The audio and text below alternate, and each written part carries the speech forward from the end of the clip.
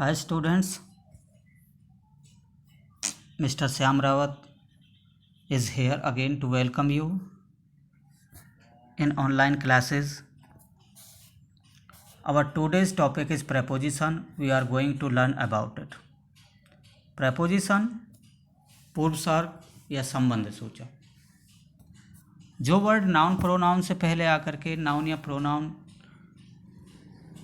से हटके सेंटेंस में अदर वर्ड के साथ में अपना रिलेशन शो करता है वो प्रेपोजिशन होता है. The word that is used before a noun or pronoun to show its relation with some other words in the sentence is called preposition. Once again, I am telling you, the word that is used before a noun or pronoun to show its relation with some other word in the sentence is called preposition. I am telling you in short, according to the definition of preposition. As here is also written, a preposition is a word placed before a noun or pronoun equivalent to show in what relation the person or thing denoted there by sentence to something else. Something else का मतलब sentence में किसी other word के साथ जो अपना relation दिखाता है, संबंध दिखाता है, वही तो संबंध सूचक होता है.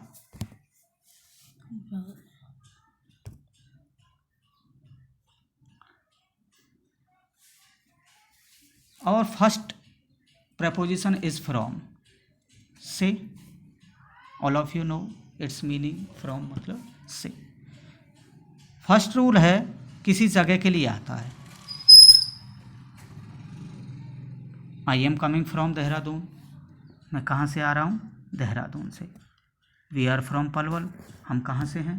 पलवल से हैं. We are from Punhana. We are from Delhi. We are from Faridabad.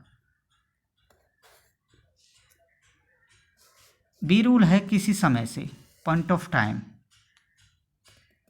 I will work from tomorrow. Point क्या हो गया टाइम का? टुमारो. मैं कब से काम करूँगा? कल से. Ram will work from 10 o'clock. Ram 10 बजे से काम करेगा. I work from 10 to 5. मैं 10 से 5 बजे तक काम करूँगा. Okay. See. From any source. Source के लिए फ्रॉम आता है. I heard it from Ram. Source क्या है? राम. मैंने इसको कहाँ से सुना? राम से सुना. I wrote it from the books. मैंने इसको कहाँ से लिखा? बुक्स से लिखा. Okay. Second preposition is of. Of का फर्स्ट रूल है किसी सतह से अलग होना. से के लिए. गेट ऑफ, टेक ऑफ, वहाँ से उतरने या छोड़ने के लिए. या हम कई बार कहते हैं कि स्विच ऑफ द लाइट, बंद करने के लिए. I picked the mobile off the bed. मैंने मोबाइल को बेड से उठाया. तो बेड से मोबाइल अलग हो गया. He takes the pen off the table. Monkey jumped off the tree. तो मंकी ट्री से अलग हो गया. Move off the cup off the table. Table से कप को हटाओ, दूर करो, अलग करो. Next preposition is since. Since आप जानते हो, पॉइंट ऑफ टाइम, निश्चित समय के लिए. In any perfect continuous tense में सिंस और फोर आते हैं. सिंस फॉर डेफिनेट टाइम के लिए आता है. डेफिनेट टाइम को पॉइंट ऑफ टाइम कहते हैं. एज जैसे कि since 2 AM, 2 PM, 2 o'clock. Any year दे रखा हो, 1998, 2005 to 2020. Since Monday, Friday, morning, afternoon, yesterday, childhood, that day. Since my dad was born. वो कल से यहाँ है. She has been here since yesterday.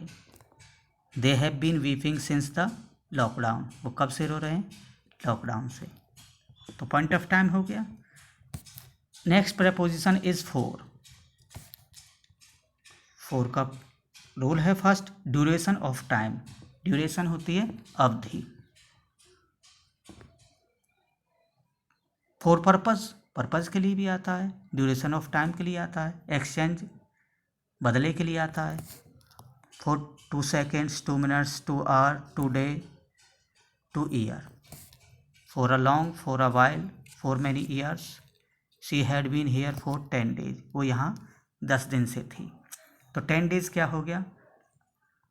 Duration of time होगी, लेकिन डेफिनेट है या इनडेफिनेट है? ये इनडेफिनेट है, और डेफिनेट के लिए आती since. Mom is at home for a while. Purpose, second rule है फॉर का पर्पज़ के लिए, किसी उद्देश्य के लिए.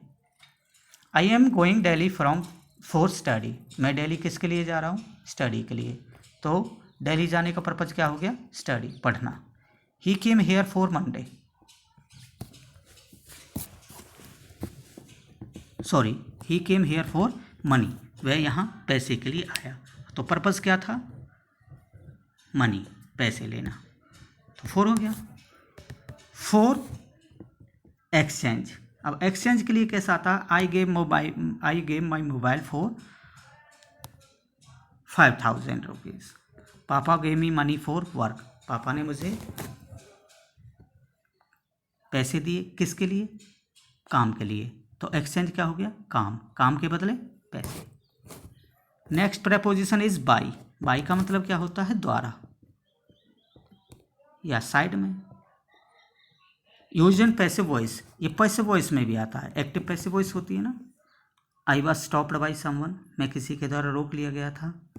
तो ये पैसिव वॉइस ही है. पैसिव वॉइस में जो ऑब्जेक्ट होता है, just before object and just after main verb V third by आता है. मेन वर्ब के बाद में, ऑब्जेक्ट से पहले, पैसिव वॉइस में.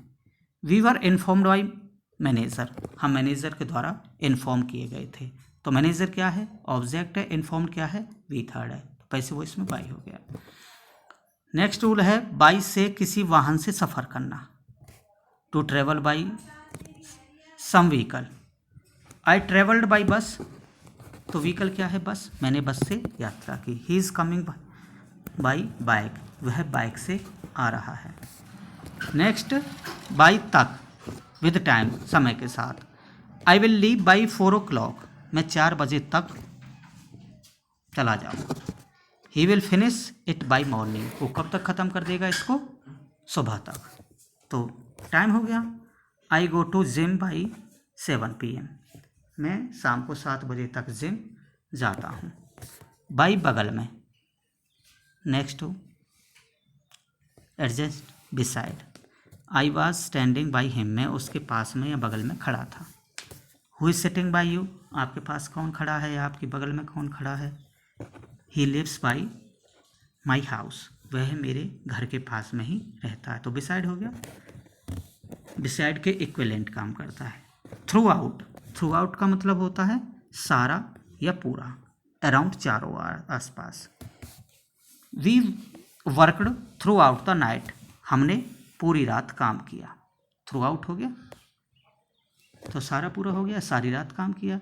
The earth revolves round the sun. धरती सूरज के चारों तरफ चक्कर लगाते हैं. ये तो आपने यूनिवर्सल ट्रूथ है, सेंटेंसेस में देखा होगा. अब next preposition is with.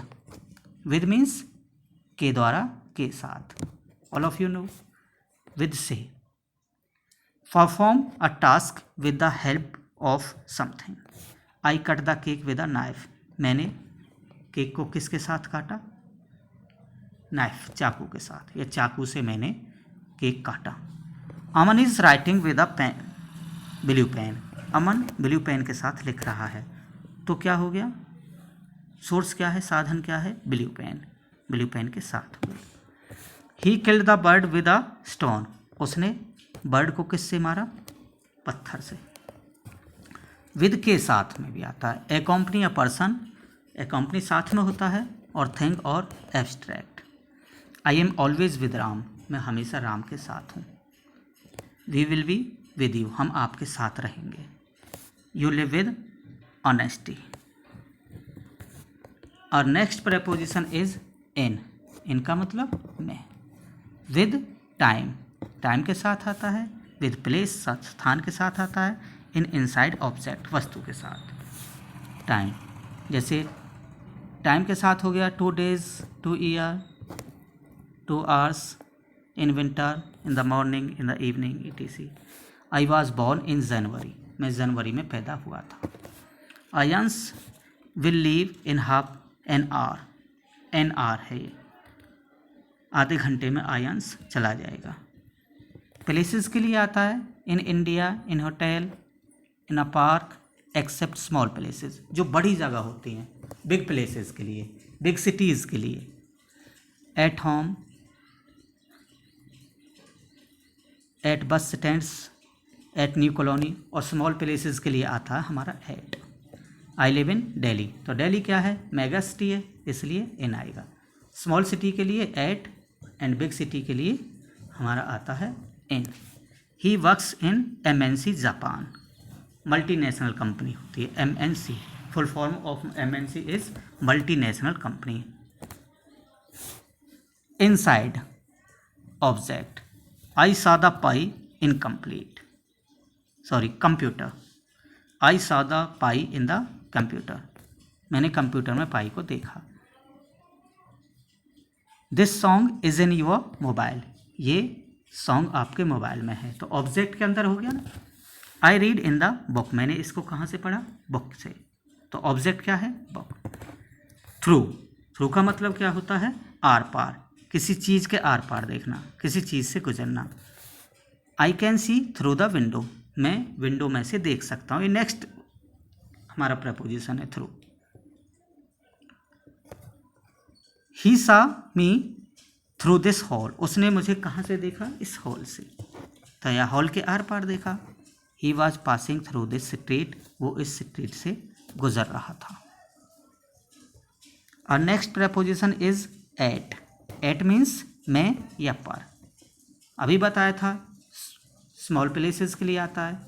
With point of time, with night Noon, with small places,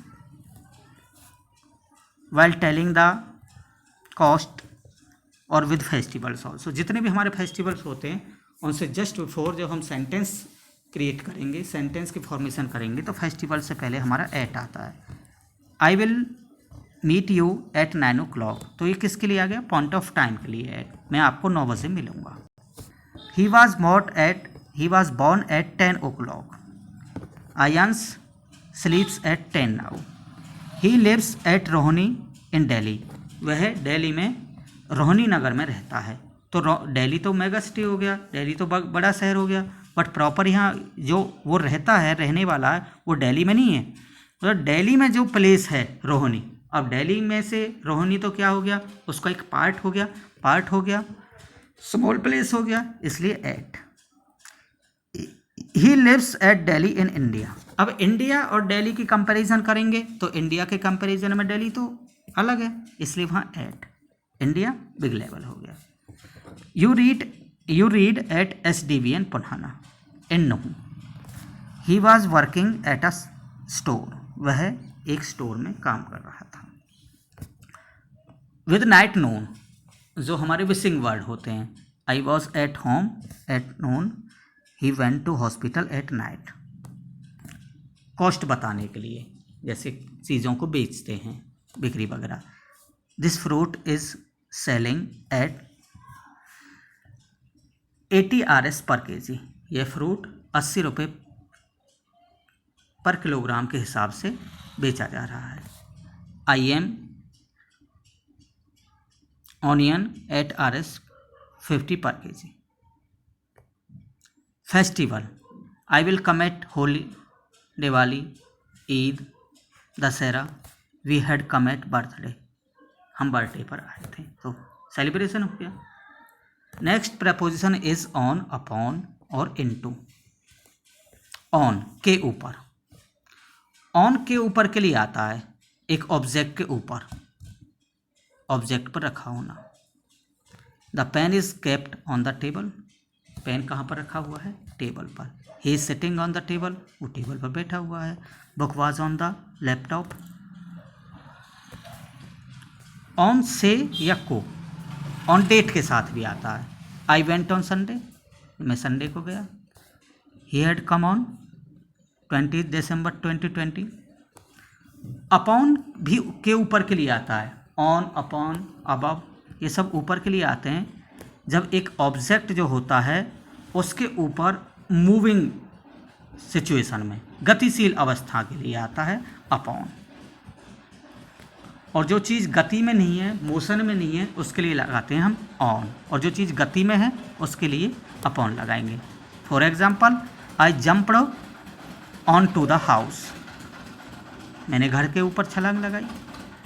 he will jump on to the elephant, वह उछल करके एलिफेंट पर बैठ गया। The broom came upon the table by itself. To, next preposition is to, किसी जगह के लिए लाते हैं, या टुवर्ड्स की तरफ के लिए आता है। I am going to school, जैसे फर्स्ट प्रपोजिशन में फ्रॉम आया था, फ्रॉम किसी जगह से आने के लिए, टू किसी जगह पर जाने के लिए। I am going to school. He is going to hospital, वो कहाँ जा रहा है, hospital. I am going towards school, मैं स्कूल की तरफ जा रहा हूँ। टुवर्ड्स के मतलब होता है की तरफ, तो स्कूल की तरफ है, जरूरी नहीं है कि वो स्कूल ही जा रहा है। ही इज़ गोइंग टुवर्ड्स हॉस्पिटल, वो हॉस्पिटल की तरफ जा रहा है। तो हम ये नहीं कह सकते कि वो हॉस्पिटल जा रहा है, की तरफ, डायरेक्शन। और next preposition is under, beneath, underneath. तीनों का मतलब क्या होता है, नीचे, बट डिफरेंस देखना।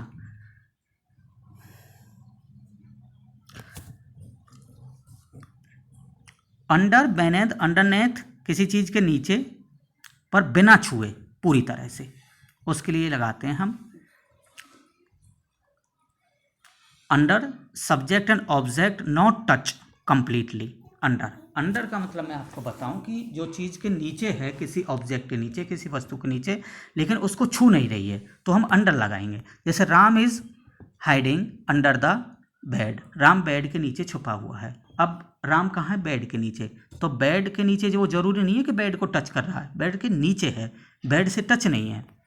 Mom is sitting under the tree, mom tree के नीचे बैठी हुई हैं, तो ट्री से टच थोड़ी है वो, उसकी जो ब्रांचेज हैं, टहनियाँ हैं, लीव्स, पत्तियाँ हैं, वो ऊपर हैं।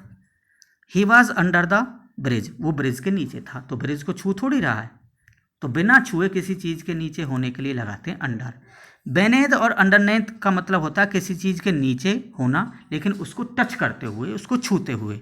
Completely touched objects, subject and object. Your horse is beneath my house. The letter is underneath या बेनेथ माई मोबाइल, ये लेटर जो है मेरे मोबाइल के नीचे है, तो मोबाइल लेटर के ऊपर रखा हुआ है तो टच है। मोबाइल इज बेनेथ या अंडरनेथ द पिलो, मोबाइल किसके नीचे है, पिलो, तकिए के नीचे है, तो उसको टच कर रहा है तकिए को।